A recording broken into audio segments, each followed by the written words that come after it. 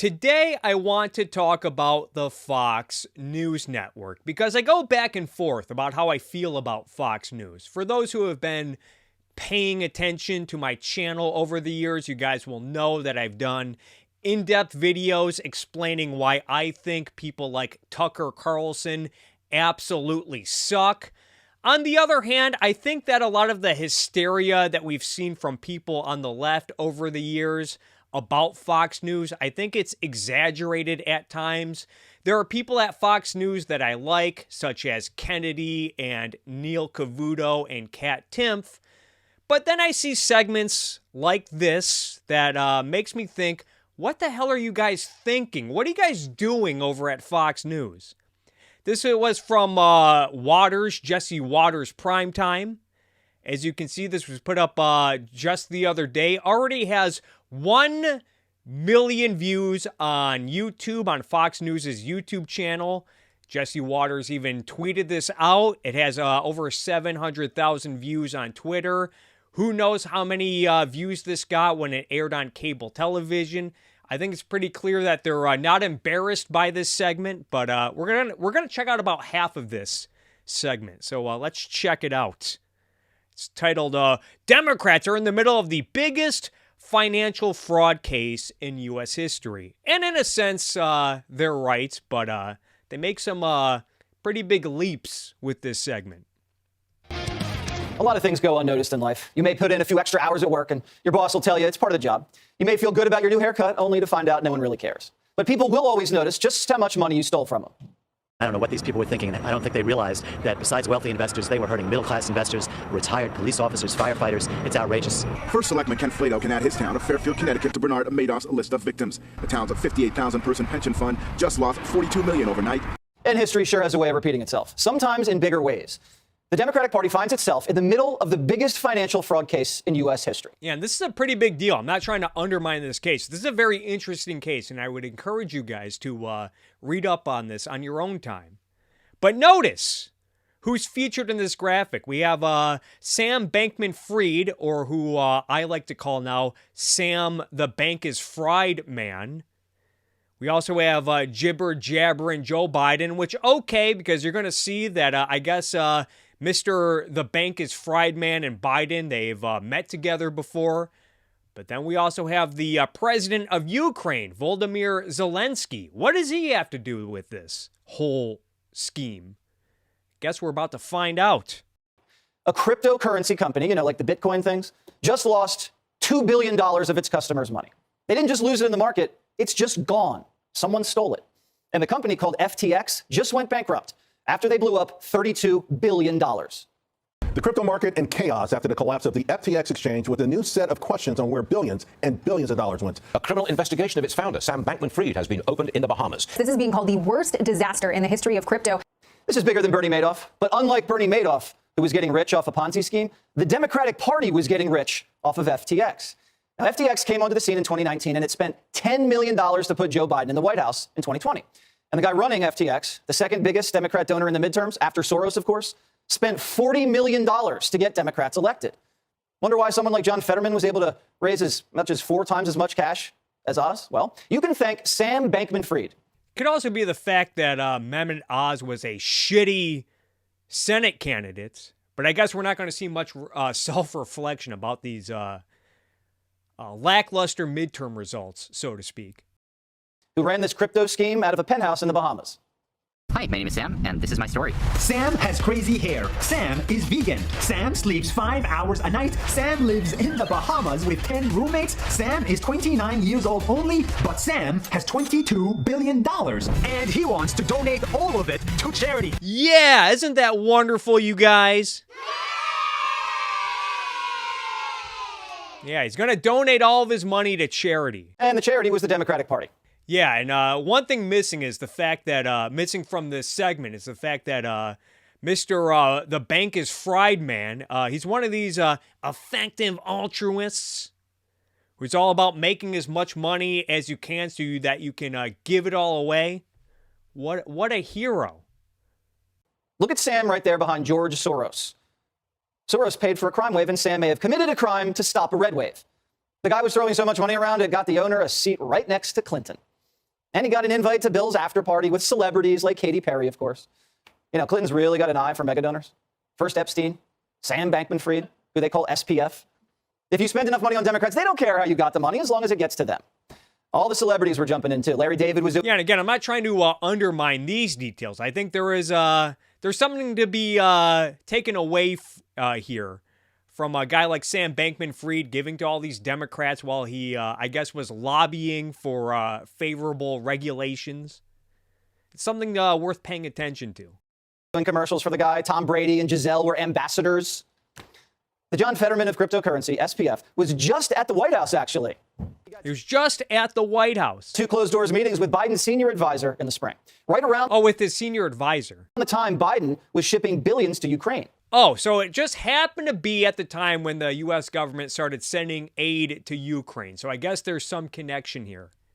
The funny thing is, Ukraine was an investor in FTX. Ukraine was an investor in FTX. Uh-oh, SpaghettiOs. And you notice the article that they're showing here on Fox News. It's from CoinDesk, written by Danny Nelson in March 14th of this year, which I have the article right here.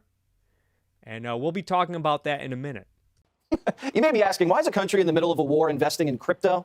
Shouldn't they be buying weapons? Or, I mean, if they have to invest in anything, doesn't crypto sound a little risky for Zelensky? You wouldn't want an investment with a solid rate of return and years of stable growth?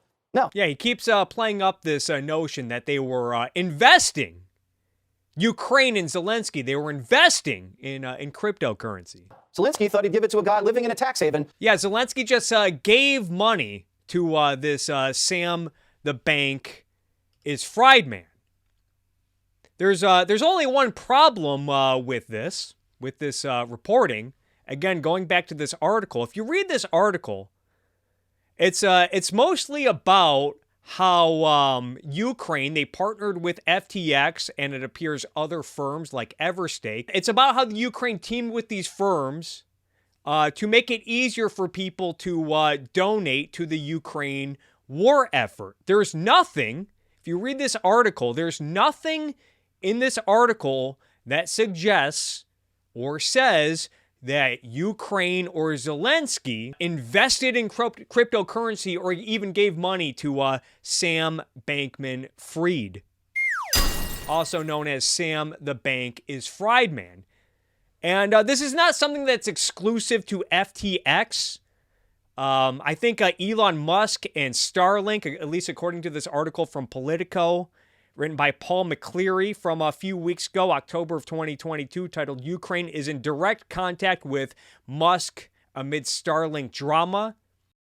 So it's not just FTX. And if you read this article, you'll see top Ukrainian officials are in direct contact with Elon Musk to find a way out of the controversy surrounding payment for SpaceX's Starlink terminals, which provide critical battlefield connectivity for Ukrainian forces, the country's defense minister said, saying that the billionaire mogul and SpaceX founder has said that more than 20,000 Starlink terminals donated to Ukraine will cost the company around $100 million by the end of this year, adding that it was not reasonable for the company to fund Starlink in Ukraine without compensation from the Pentagon. So are we getting this? Elon Musk and Starlink, who are reportedly losing over $100 million, and they're asking for the United States government to fund their involvement in Ukraine.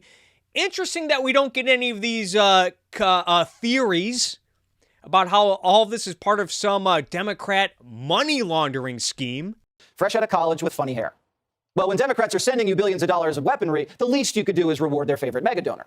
Yeah, as Waters, you see this graphic. He has this whole conspiracy theory that this is all part of a money laundering scheme involving the Democrats and Zelensky and Ukraine and FTX and so on. It's amazing that we don't get this same wild speculation with Elon Musk, who's also involved in Ukraine and is asking for the Pentagon to help finance his involvement in Ukraine. When just a couple weeks ago, Waters himself, as you can see right here, he put up a video about how Elon Musk's Twitter takeover is a doomsday scenario for Democrats. Again, interesting that we don't get this wild speculation with Elon Musk. Really makes you think. Not to mention Elon Musk, as we know, he has a long history of benefiting from government favors. Now, if anyone has any sources or evidence to show that Ukraine, the Ukrainian government and Zelensky invested money into FTX or their tokens or any other cryptocurrency, or Zelensky invested U.S. aid into FTX, then I'm all eyes and ears. But I have yet to see anything in a reputable source that makes this claim. Quite the contrary. Again, if we're going to use CoinDesk as a source, which Fox News and Waters think is a reliable source, there's also another article that was put up on CoinDesk a few days ago by Anna Baydakova, titled "Ukrainian Official Refutes FTX Ukraine Money Laundering Rumors," saying that neither Ukrainian government nor FTX ever announced an investment event of any sorts. Such a move would have been extravagant for a nation fielding a full-scale military invasion from Russia using military and financial aid from the United States, the European Union, the United Kingdom, and other countries, observers have been quick to point out. There was also this article on Forbes written by Matt Durrott just the other day titled, "Why the Theory That Sam the Bank is Fried Man Laundered Ukraine Aid Makes No Sense."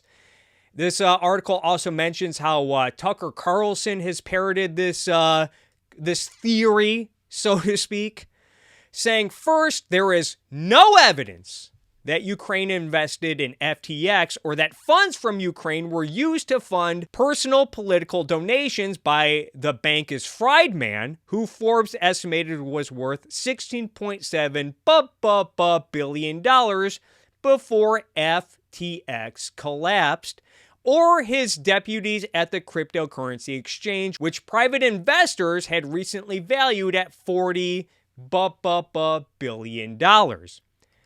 There's also this article on Politico that talks about this, written by Jeff Sircone just the other day. They even mention how there's no evidence that U.S. aid money sent to Ukraine was then used to invest in FTX. Most U.S. aid does not go directly to the Ukrainian government, but rather through third parties like contractors or humanitarian groups. So again, if there's any evidence to show that U.S. aid or any money was funneled from the Ukrainian government into FTX, I'm all eyes and ears, but from what I can tell, there's no evidence to support the assertion that Jesse Waters is making. And what did FTX do with the money Ukraine invested? Yeah, what do they do with the money that they invested? Well, they plowed it right back into the Democratic Party. Yeah, that's what happened. So we gave money to Ukraine. Ukraine gave it to FTX. FTX gave it to the Democratic Party. Except that there's no evidence that this actually happened. Democrats send money to Ukraine. Ukraine sends money to FTX, and FTX sends money to the Democrats' campaign. He's just making this up. Now, I don't know if this is war profiteering or money laundering. Sounds like a stretch of your imagination, Jesse. I don't even know, but it needs to be investigated.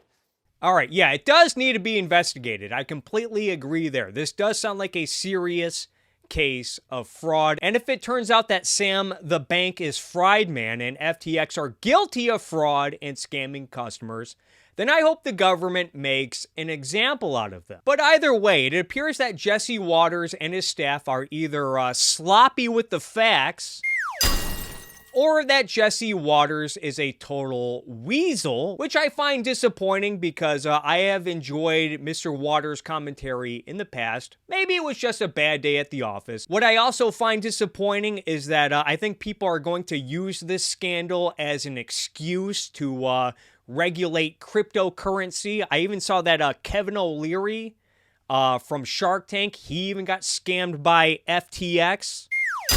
And when he talked about this in a video, he said that he was on his way to Washington to demand regulation of cryptocurrency. Not that I'm a crypto bro, so to speak. I'm not. I never really got into cryptocurrency. I'm just a radical for laissez-faire capitalism, folks.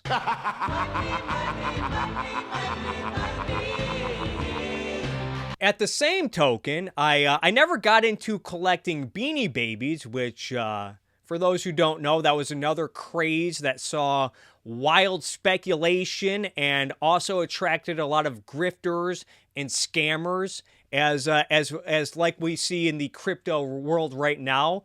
Does that mean that the Beanie Babies and the speculation of Beanie Babies should have been regulated? I say,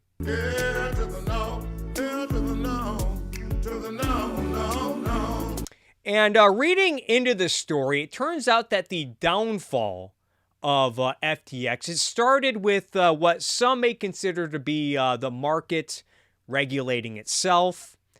This is from an article on the Wall Street Journal from a couple weeks ago on November 11th, written by Gregory Zuckerman and Alexander Osipovich, titled How FTX's Sam the Bank-Fried Man Went from Crypto Golden Boy to Crypto Villain. This section about favoring regulation says, in the end, one of the Bank-Fried Man's fatal mistakes might have been antagonizing members of the crypto world by advocating for crypto regulation. That's just not smart. In particular, he made an enemy of Changpeng Zhao, the billionaire founder of Binance, the world's biggest crypto exchange by trading volume. Mr. Zhao, who goes by CZ, was an early financial backer of FTX. Last weekend, he helped pull it apart by tweeting that Binance was dumping its stash of more than $500 million worth of FTT, a token created by FTX. The Binance founder said that the move was for risk management purposes, citing a recent report on the crypto website CoinDesk revealing that billions of dollars worth of the illiquid token were sitting on the balance sheet of FTX's sister firm, Alameda. That was a problem because it showed Alameda was dangerously dependent on FTT, a token with uncertain value. And Alameda's finances might collapse if selling caused the token's price to crash. It was unclear at the time whether Alameda's troubles would extend to FTX, but fears quickly mounted in the market about FTX's stability, given the intertwined nature of the two firms. Later that day, Mr. Zhao added a dig. Binance could not support those who lobby against other players behind their backs, he tweeted. It was a clear reference to Mr. the Bank-Fried Man's activities in Washington, where the FTX chief had emerged as one of the largest political donors. Speaking of which, as Stephen L. Miller pointed out, I guess it was reported that Maxine Waters is leading the charge to investigate FTX, and he brought up this picture where Maxine Waters is pictured with Sam the Bank-Fried Man. Either way, what a wonderful opportunity for Fox News, which claims to oppose the left, as they also invite, earlier this week, they also invite isolationist former Democrats like Tulsi Gabbard on to host a show where she invites Senator Josh Hawley on to talk about how the Republican Party is dominated by neoconservatives, as if MAGA populist dipshits like himself and Trump have not dominated the Republican Party for the last 5 to 6 years, to the point of chasing out Liz Cheney, probably the last neoconservative left in the Republican Party. Not that I'm a fan of neoconservatives, but dear God, get your facts straight. You absolutely suck! Anyway, I think this whole FTX scandal, I think it's a wonderful opportunity to show that, one, how the market often regulates itself, as we have seen with this story on the Wall Street Journal, how the market often keeps bad guys in check, and two, demonstrate a proper role of government in the market in cases like fraud, and three, how regulations often come from people who are already in the business world, seeking to schmooze with politicians by seeking favors rather than competing by offering a quality product or service. And four, about how maybe all of these so-called effective altruists are not always the heroes that people make them out to be. But instead, we have weasels cooking up wacky conspiracy theories like this, which is unfortunate because I actually like that there's competition with large news networks like CNN and MSNBC, both of whom are not much different than Fox News in terms of content. They're just biased in favor of Democrats, whereas Fox News is biased in favor of Republicans. And putting out crap like this really undermines and ruins your network's credibility if they have any left. Get your shit together, Fox News.